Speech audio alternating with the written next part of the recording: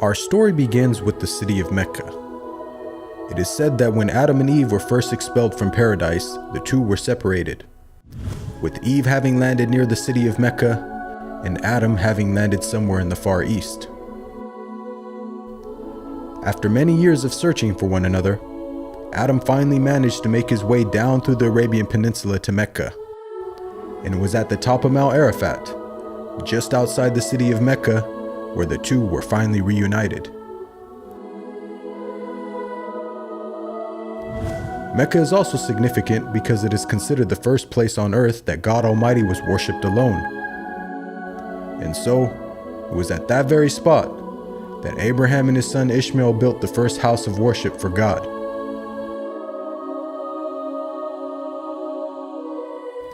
In honor of this, God Almighty had built in the heavens a similar structure for the angels. And it is said that every day, 70,000 angels come to that building to perform their prayers and then leave, intending never to return again.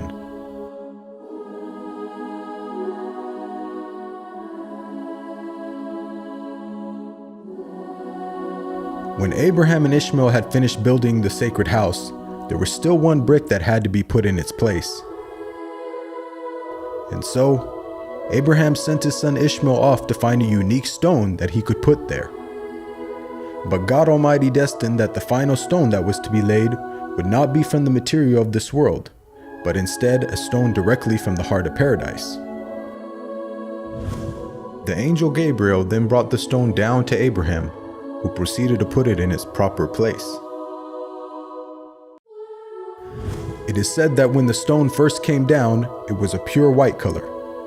But due to the impurities of this world and the sinfulness of man, the stone slowly began to fade and eventually turned black. As time passed, the city began to develop, with the people of Mecca remaining upon pure monotheism, worshiping one God alone.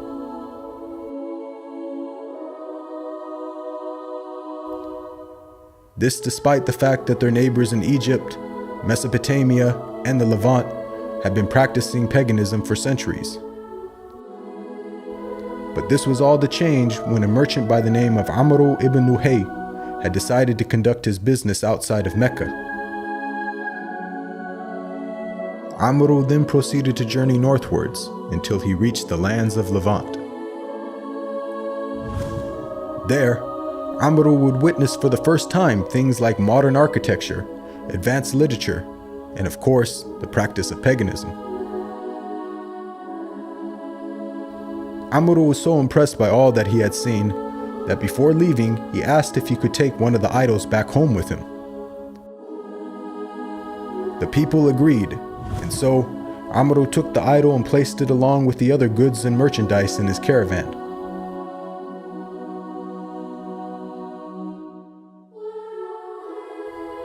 He then set out southwards, back towards the city of Mecca. When Amr arrived back home, he immediately took the idol and placed it right in front of the sacred house. He then proceeded to tell the people that this was now going to be the God that they worship. Sadly, this concept faced little, if no resistance. And as time passed, the people began to worship more and more different idols, until it is said by the end of the 6th century, there were over 360 different idols surrounding the sacred house in Mecca.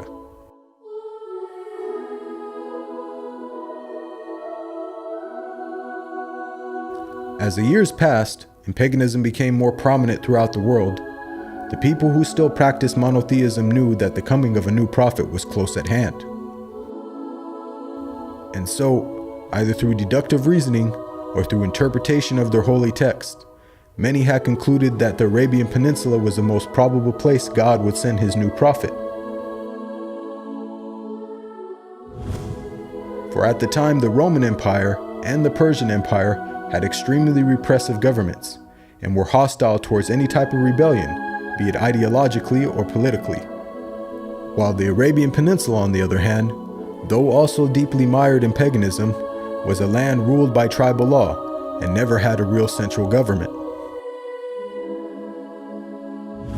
As time went by, It appears that more and more people began to move down to the Arabian Peninsula to await the coming of the next prophet. And so, in the very land in which man first worshipped his Creator, and where Abraham built the first house of worship for God alone, it was there where God had destined his last and final messenger would emerge.